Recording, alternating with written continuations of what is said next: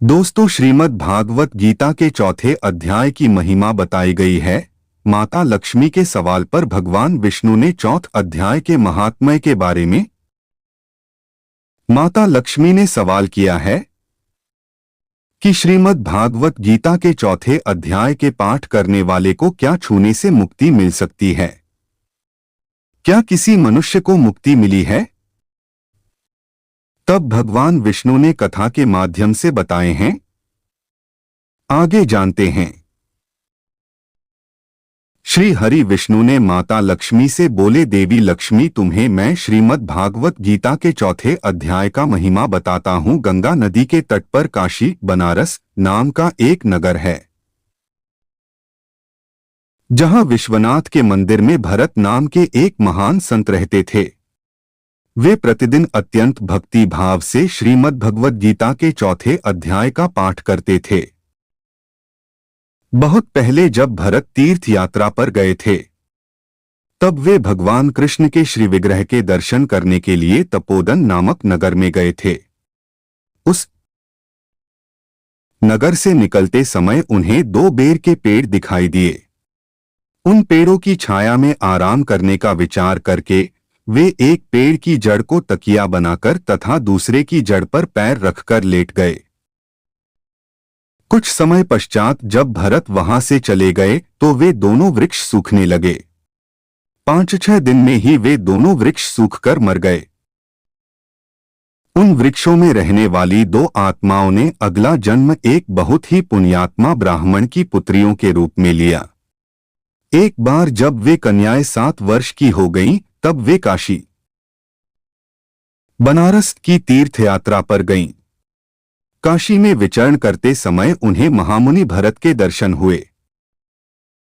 भरत महाराज को देखते ही वे तुरंत उनके चरणों में गिर पड़ी और मधुर वाणी में बोली, हे महाराज भरत, आपकी कृपा से हम दोनों ही वृक्ष योनि से मुक्त हो गए। जब भरत महाराज ने उनकी बात सुनी तो वे आश्चर्यचकित। उन्होंने उनसे पूछा, मेरी प्रिय पुत्रियों, मैं तुम लोगों के संपर्क में कब और कहां आया तथा तुम्हें वृक्ष योनि से मुक्त किया? कृपया मुझे यह भी बताओ कि तुम वृक्ष योनि को कैसे प्राप्त हुई, क्योंकि मैं इस विषय में कुछ भी नहीं जानता। तत्पश्चात उन दोनों कन्याओं ने सबसे पहले भरत महाराज को वृक्ष योनि प्राप्त होने का कारण बताया। दोनों लड़कियों ने कहा, महाराज, गोदावरी नदी के तट पर चिन्नपाप नाम का एक पवित्र स्थान है। उस स्थान पर सच्चरित्र नाम के एक ऋषि रहते थे। वे बहुत महान और कठिन तपस्या कर रहे थे। गर्मी के मौसम में वे कई आग के बीच बैठते थे और ठंड के मौसम में वे ठंडी नदी में खड़े रहते थे।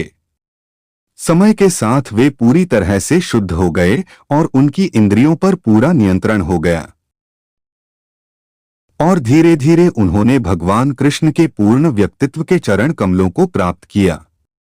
भगवान ब्रह्मा ने सच्चरित्र के दर्शन करने के लिए प्रतिदिन जाना शुरू कर दिया और भगवान कृष्ण की भक्ति के बारे में उनसे प्रश्न पूछे।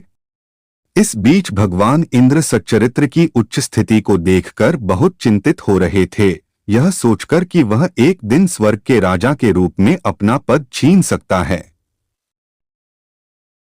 उस समय भगवान इंद्र ने हम दोनों को, जो उस जन्म में स्वर्गलोक में अप्सराएं थीं, बुलाया और हमें निर्देश दिया, जाओ और सच्चरित्र को गिरा दो, इससे पहले कि वह मुझे मेरे पद से हटाने की कोशिश करे। भगवान इंद्र की आज्ञा पाकर हम उनके पास से विदा होकर गोदावरी नदी के तट पर गए, जहां सचताप तपस्या कर रहे थे। उस स्थान पर हम दोनों सचताप के समीप बहुत उत्तेजक ढंग से नाचने गाने लगीं, इस इरादे से कि वह ऋषि हमारे साथ यौन संबंध स्थापित करें।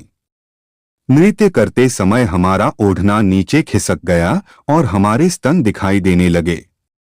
उस समय उस ऋषि ने हाथ में जल लेकर हमें निम्न शब्दों में शाप दिया।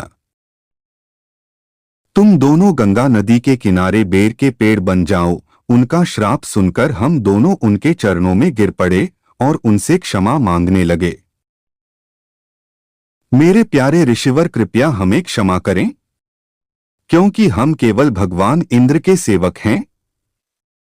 हमारे विनम्र रवैये को देखकर वह ऋषि प्रसन्न हुए और हमें बताया कि जब तक महाराज भरत हमारे संपर्क में नहीं आते, हम पेड़ ही बने रहेंगे। और उन्होंने हमें यह भी आशीर्वाद दिया कि हम अपने पिछले जन्मों को याद रखने में सक्षम होंगे। मेरे प्रिय महाराज भरत, जब आप तपोवन में गए थे, तब आपने हमारे नीचे विश्राम किया था। जब हम बेर वृक्ष के रूप में थे, तब आप श्रीमद् भगवद गीता के 4 अध्याय का पाठ कर रहे थे। और उस पाठ को सुनकर हम न केवल उस जीवन के वृक्ष रूप से मुक्त हो गए और एक भक्त परिवार में जन्म प्राप्त किया, बल्कि इस भौतिक संसार में आनंद लेने की हमारी सारी इच्छा भी समाप्त हो गई।